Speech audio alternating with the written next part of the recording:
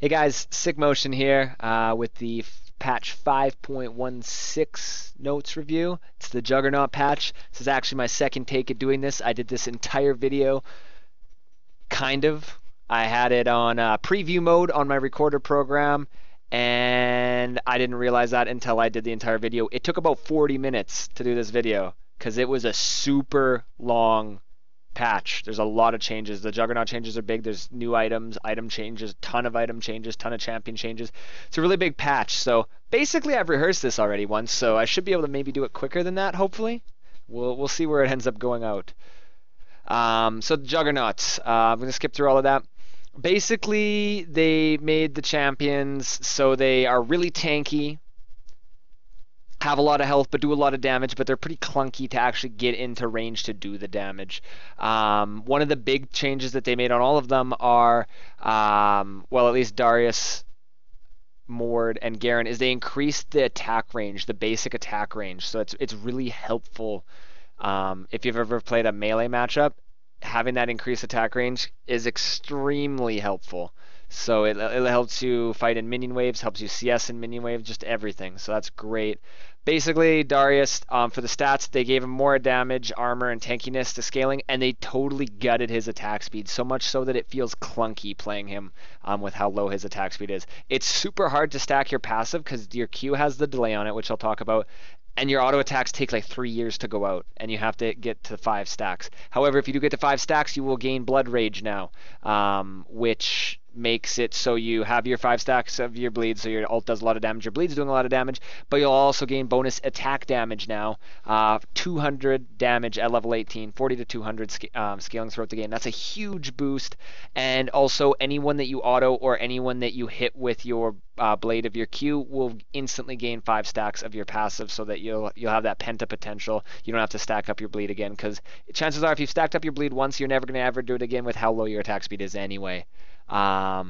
You no longer get movement speed for champions affected by your bleed. However, your bleed is now physical damage, which means it scales with, or it synergizes with Black Cleaver, whereas your Black Cleaver will continuously armor pen them as well as continuously tick that movement speed bonus. Black Cleaver seems pretty core on him. Until you get that, you feel really slow and clunky. Your Q now has a delay of almost a second. It's 3/4 seconds. Costs less mana. You can spam it more. It's a lot harder to hit, so you will be spamming it a lot. If you hit with the blade, it's only 50% damage, so hitting with the blade sucks. It also doesn't apply a bleed. It also doesn't do the 10% healing per enemy champion hit up to a maximum of 3 if you hit with the handle. And when you pull someone in with your E, they come right on top of you, so you're probably going to hit him with the handle, so there's going to be a lot of positioning with that. And if the champion has any type of movement speed or movement dash or anything, or even just a brain and a mouse and movement speed, they're probably going to be able to walk out of your queue unless you have some way to CC them previous to it. However, it does quite a bit of damage, and the healing is nice. The W no longer slows attack speed. However, the slow is 90% at all ranks, only lasts 1 second instead of 2. It's kind of a 1-point wonder. Scales with cooldown per level, but that's about all it scales with. So I'm going to probably 1-point wonder that, but that 90% slow is really nice. Apprehend also has a 90% slow, faster cast time, but that's because they made it so that if you get out of their range, it won't pull people back in that have like flashed out, that bug that happened. It's not happening anymore. Noxian Guillotine now costs 0 mana at level 16, and if you ult and it kills someone, all casts, if you get a reset, obviously, all casts afterwards do not cost mana, and at 16, obviously, it has no cost. Your ult's going to do a lot more damage now if you're able to 5-stack them. That was what you did to make your ult do the most damage anyway, because it did more damage with each stack. Because now at 5 stacks, you gain bonus AD as well, which makes your ult do more. So getting 5 stacks is going to be very important. It's very clunky and hard to do, though. Overall, I've played Darius a few times. The more competitive side games that I've played, like actual solo queue games, not just on the PBE, he felt really clunky and frustrating to play. He has a lot of power potential, but it seems excessively easy to play around his power, so we'll see how that goes. Garen, basically, I'm not going to go over him too much. Kind of the same champion, has that attack speed range increase, some stat buffs, nerfs on his health growth stat. Q silences for less duration, movement speed for less duration to make him more clunky.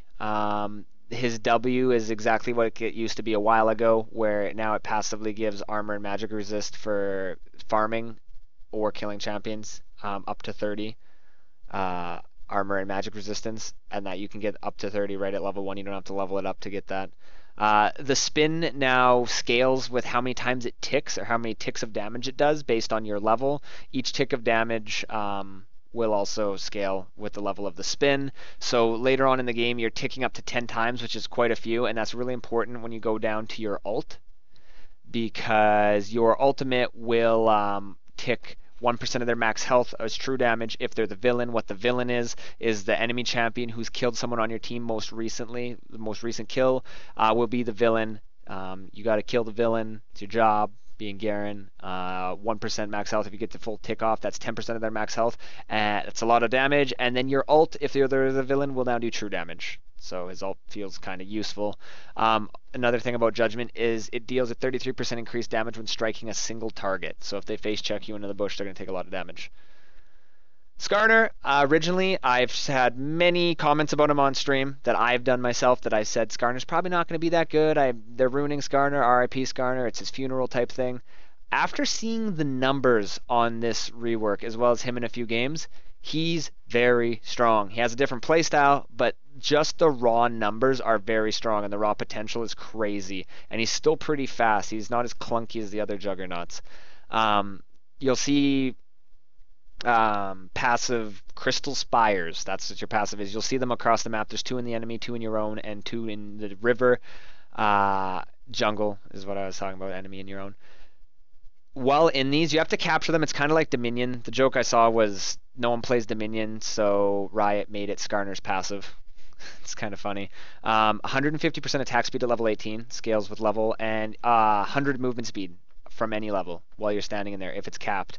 It also gives you brief vision if you cap it for either team. I think the vision is more, lasts longer if it's your team capping it. Anyone on your team can cap it. Anyone on the enemy team can decap it. Once you've capped it, it can't be capped by the opposing team for 15 seconds. That includes if they take yours.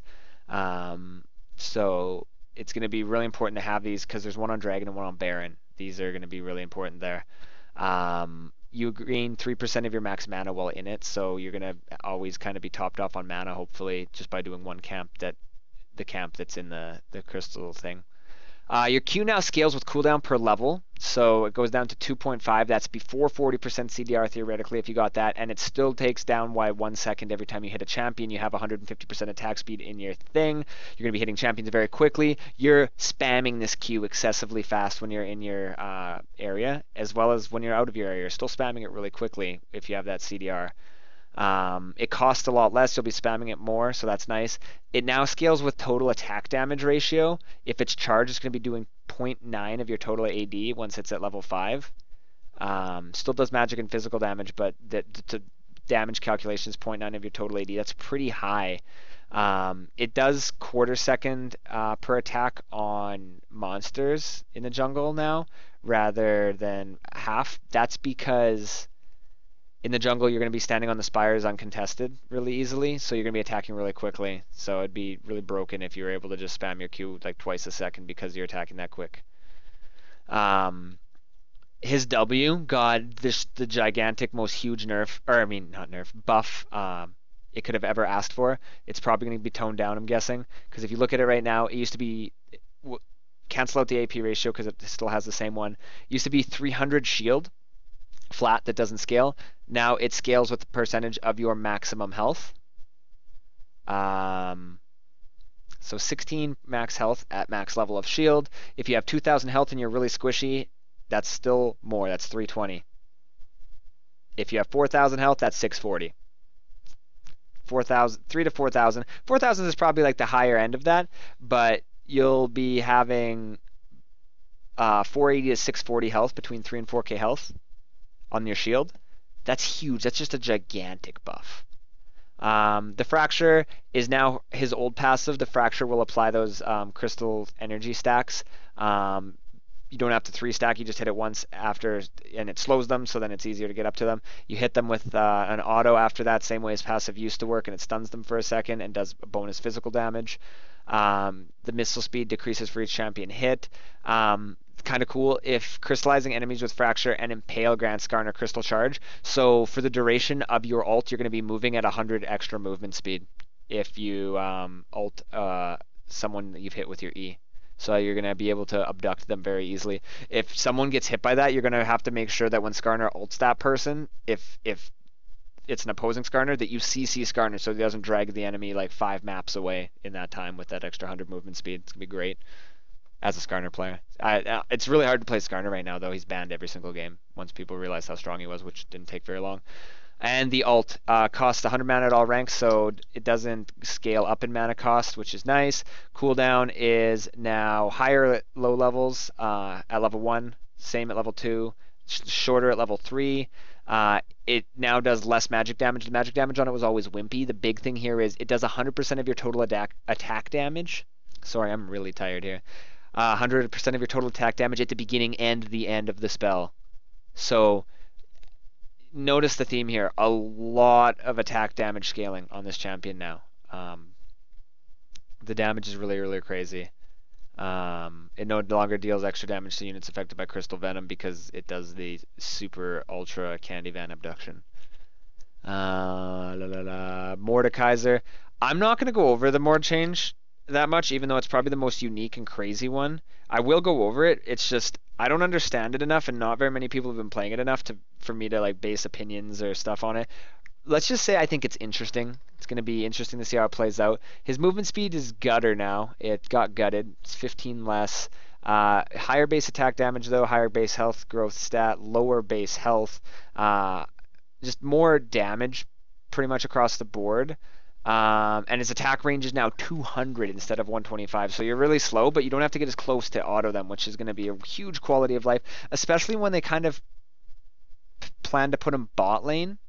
I'll explain. Well, not bot lane, I should say, with a partner. Wherever you're laning with a duo lane, that's kind of where they seem to want him. His passive now decays at, I think it's a lower rate. It looks like 1.5 base health per second rather than 3% of your shield per second. I guess it'd depend. Iron Man shield can no longer decay below 25%, so it'll always stay at 25% unless it gets chunked off, unless it gets damaged off. It won't decay. It's now 25% of your max health rather than a calculation based on your level. So stacking a ton of health will make your shield more healthy as well. And then once your shield breaks, you have the health underneath that shield. So. And the shield generation is now on 25% of your damage dealt rather than 35, because now you do a lot of damage more consistently. All of the Juggernaut items are pretty much based on health and attack damage in some way, so they had to give Mord, being a Juggernaut champion, some more AD scaling so that he could build these Juggernaut items thematically correct with the Juggernaut champion and still get scaling off of them. So Mace of Spades, his Q, no longer does that smash and then split. It is now 3 auto attacks that each one does 3 times as much as the previous one, and it scales down in cooldown very rapidly down to 4-second cooldown at level 9. Your champion level 9, spell level 5 obviously. So say your first one does 100 damage. That's with base damage and scaling. The base damage on it's very low. It's 4, 8, 12. It's laughable, but it has a total attack damage ratio and an AP ratio. So let's just say Mord has just for fun. I'm trying to do math right now. It's not working. Let's just use the ability power ratio. If you have 500 AP, you're probably not going to be building AP on Mord. If you have 500 AP, that is the 120, or the 20 plus 100 for your 0.2 ability power ratio. That's 120 on the first hit, 360 on the next hit, and then I think it's 1080 on the last hit on a 4-second cooldown, bits before cooldown reduction. Basically, it gets pretty crazy. The example they used here, 100, 300, 900 on a 4-second cooldown. So if you're able to stay in range of them, that's great. But if you're not able to stay in range and you're getting kited, which good players should kite Mord. It's going to be really hard. However, certain supports like Trundle I've been seeing played a little bit, putting that pillar down just to get Mord to be able to auto them more often could be very helpful. His new W now gives an ally a dot that does damage to the enemy champions if they stand on it, and it gives it to yourself as well. If you reactivate it, it does an activation damage that steals health for anyone hit by it and heals you and your ally. It can only be cast if you have an ally to cast it on or a ghost. It can't be used solo. You can't solo cast it on yourself. So it kind of is seeming to force him to want to lane with a partner. Unless you have your clone, obviously, then you can use it on that. You guys move 75% faster to each other, so if you use it on, say, a Leona that you're laning with, the Leona engages, and you have that on her, then you can chase after and engage really quickly while she's CCing the poor soul. Both the dot and that detonation can overlap, so if you and your friend are standing on the same champion, you'll both do the same amount of damage with it. It's not something that can only be hit by once like Lulu's Q. The E is still the same kind of thing, cone effect, but it now has an AD ratio, like I said, because you kind of have to go with the Juggernaut items. Now grants 15% of the Iron Man maximum shield when hitting champions. I think that's just at level 1, so you don't actually have to level this. You're probably going to want to level Q, I'm guessing, and then E second. And your ult is still pretty much the same thing. The ghost stats does less damage, less base damage. However, you don't have to ult the dragon because you can't actually target the dragon with the ult because it's not a champion. If your team gets a dragon and you did damage to it, you will now have a pet dragon that can run around and tank Baron, tank towers, kill enemy champions. It does the same attack as the dragon, so it does gigantic amounts of damage that splash backwards. It can shoot towers. It gets pretty out of hand pretty quickly. It's crazy to see the dragon doing that. I think dragon's going to be a gigantic objective and hugely contested to keep away from teams with Mord. Just for that reason. Like, if you get an early dragon, you literally get an early dragon on your team to kill the enemy with. So, that's going to be crazy. A bunch of base stat upgrades, mostly for tanky champions. You can go and look at there. I'm not going to go over most of the numbers. I skipped a lot of numbers on the Juggernauts. It's a patch that you're probably going to want to, even if you watch this video, go look at the exact numbers for the stuff that you're interested in. This is kind of just like the briefest run through I can do, and it's still taking a very long time for me to go through. I apologize. Ari passive heals less at all levels. I was looking at this for a while when I was doing my first practice run through basically of this patch, and I was like, I don't get it. What? And then I looked up here. Passive heals less at all levels, so you don't have to do the math. Thank you, Raydo. Headbutt, travel speed is now lower, so it's going to be easy to get out of his combo because it's pretty obnoxious. Azir, bunch of changes here. You can read them if you want. Basically, lots of bug fixes. Whenever you see Azir, it's always a wall of text and it's always a wall of bug fixes, and there's always more that they're going to have to fix. Elise got her percentage of current health on her human form Q. Cut in half, so it's 4% rather than 8%, because with the Runglaive buff and the Elise buffs in general, she's getting out of hand, so she needs nerfs. If you've seen that nerf 2 patches ago, you would have been like, wow, Elise never gets played anyway. You get reported for trolling if you pick her and you're nerfing her, but now there's definite reason to do that. Kassadin's Rift Walk now has a 0.2 AP ratio as well as a 0.1 on stacks, so if you go on someone with 3 stacks, you're going to be killing your mana pool, keep that in mind, but you're also going to be doing a 0.5 AP ratio. So you're going to be able to massacre people a little harder. However, keeping in mind with the Juggernaut patch, those champions that are really hard to get in range, but when you get in range with those champions like Darius, like Mord, you do boatloads of damage. You're probably not going to be wanting to get in range with Kassadin's Riftwalk. You're probably going to be using it to run away, so I don't know how that's really going to help him too much. Kayle got 5 AD nerfed off of her because basically the Sated Devour made her too strong in the jungle. RIP lane Kayle. Really cool buff here to Lee Sin. So you still get the same amount of energy back from your passive, but a quality of life, you get 20 on the first, 10 on the second. Sometimes you don't get that second hit off, but you're always usually going to get that first hit off, and you're going to try for it even more now because you get way more front-loaded energy back that you're going to be able to follow up with other spells more frequently because you have the energy faster. The cool one is his ult now does 15, 18, 21. Percentage of the target's bonus health as bonus physical damage to anyone that target hits. So if you kick a gigantic tank or a juggernaut, which might be quite probable here, say they have 2,000 bonus health, that's going to be doing an extra 420 damage physical to anyone that tank hits. So you're not always going to have to be hitting that carry. You're not going to feel as bad just kicking a tank to peel for your team and getting that extra bonus damage as he goes through their carry. Pretty cool. LeBlanc got half of the nerf restored, so she got 150 missile speed back onto her W from the 300 it was nerfed by.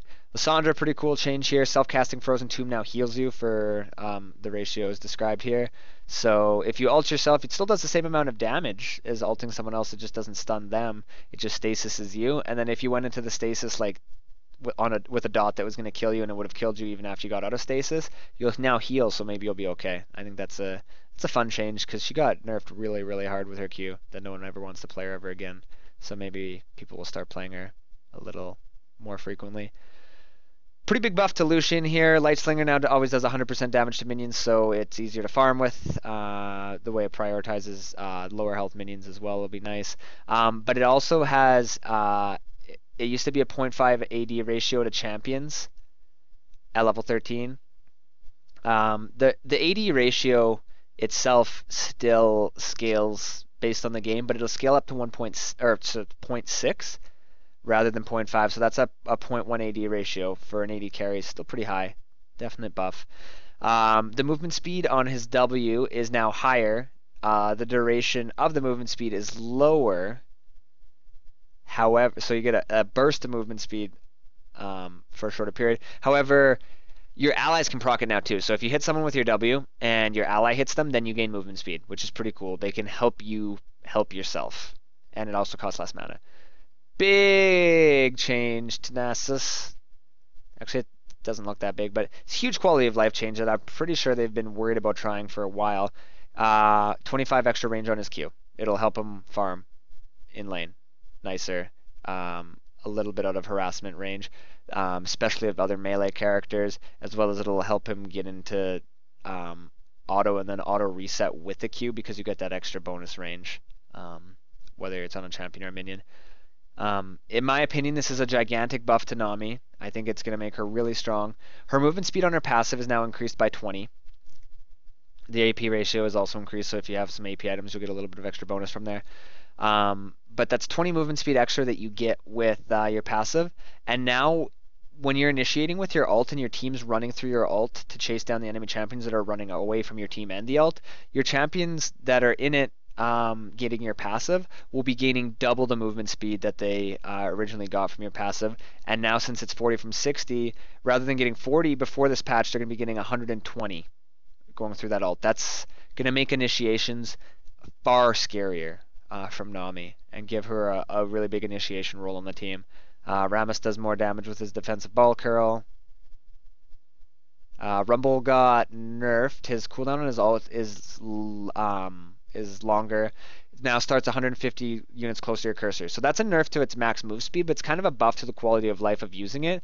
And it also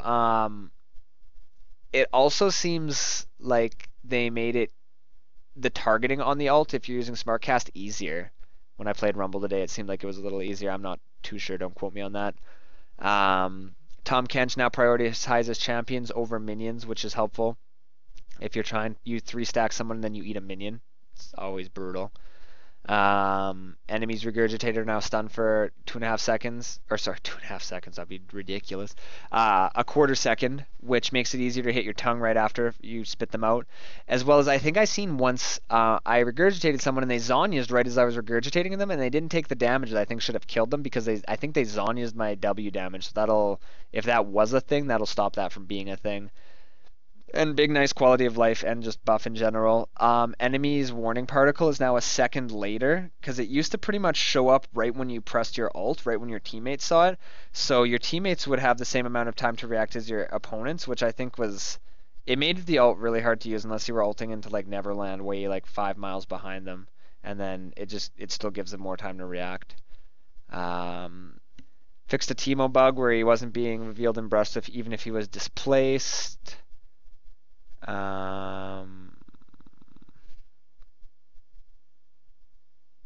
I don't. Displacing a Twitch that's invisible doesn't reveal him, so I don't know why if you can move in a bush, because Twitch can move while stealth and not be seen. I don't know why that would be a bug. It would have been a bug before when you had to stand still, I guess, because moving would do it, but now moving in a bush doesn't, so I don't know. But anyway, Noxus traps now reveal enemies for the duration and just slow longer decays, so Teemo buff, I guess.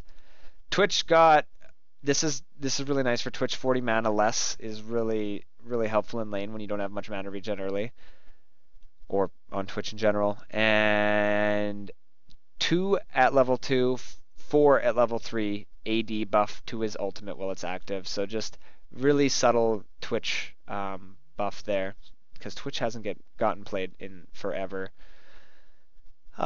Victor overall here, mana at level 18 is nerfed on the perfect hex core. AP is buffed by 12, but throughout the game he's a little weaker, it seems. It gives less AP when purchased, more at level 18. All mana has been shifted from flat to per level. So overall, Victor nerfs until he gets later on in the game. He was getting kind of out of hand for damage and really popular as a pick for wave clear, just everything he could do. So I'm not surprised to see that. Secondary shot increased, range, reactivation time decreased, so more workaround room when playing Velcos and just buffs in general. Volley's ult now does an initial auto attack kind of thing when you use it. It doesn't do like the auto attack damage, but it sends out lightning as if you'd auto attacked when you activate it if there's enemies in range. So just a quality of life thing. You get some free extra damage out of your ult, as well as considering that volley scales everything with attack. Or not attacks damage, with health pretty much. He really wants to stack health. His bite scales very well with that, as well as he gets kited around really easily. These new health items like Dead Man's Plate that help him not get kited, and just new items that scale with health in general will probably make Volley Bear a little stronger as well, in addition to that Thunderclaws.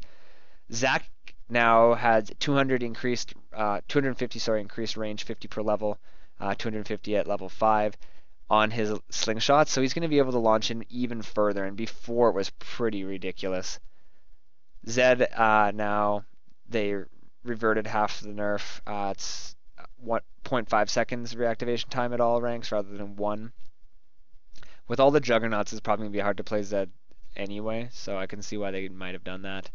Deadman's Play's been in the game for a while. I won't talk about that. A lot of people know what it is already.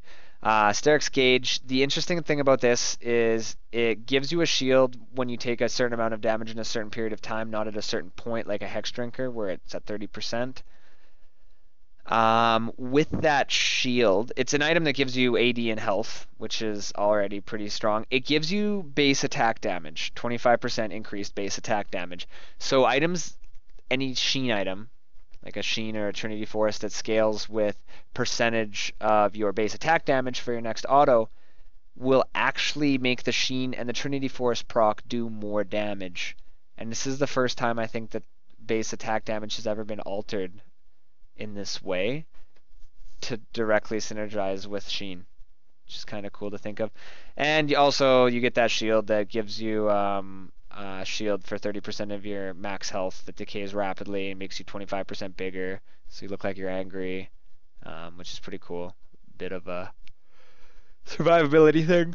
As well as the base AD is doubled when you're in that rage mode.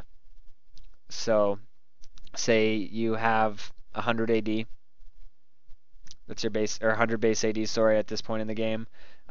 You trigger that, and then you get a Trinity Force proc in it. That Trinity Force proc is going to be doing an extra 75 damage because it's 150% damage on the Trinity Force proc on that extra 50 damage that you got from this. A lot of math here.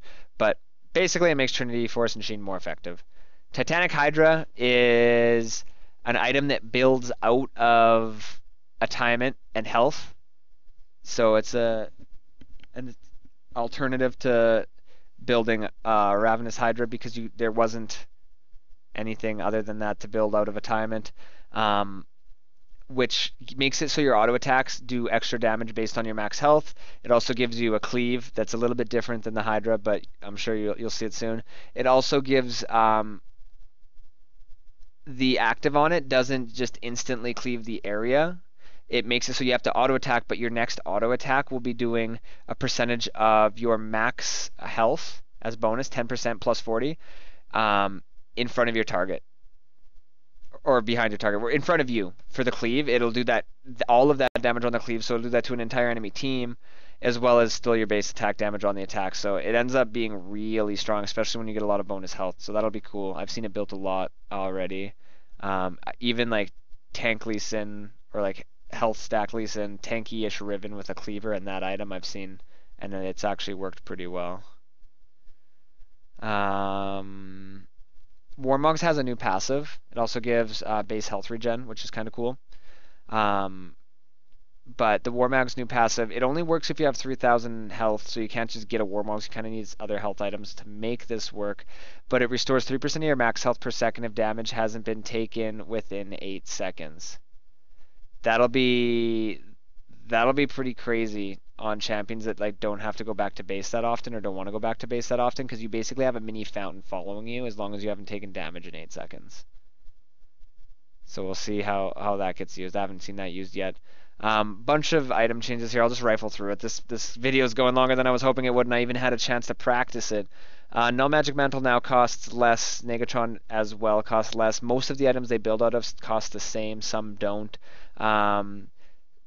Magic Resist buff by 5 on Spectre's Cowl and Spirit Visage. Base health regen on Spirit Visage increased. Different build path for Banshees, pretty much the same, but now it's a Crystal Embracer, which builds out of a Ruby Crystal, and a Spectre's Cowl.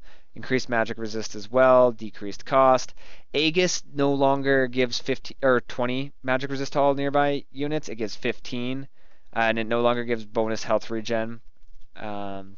Costs a little less as well, and gives you some base health regen. All of the items that build out of this have been changed to compensate as well.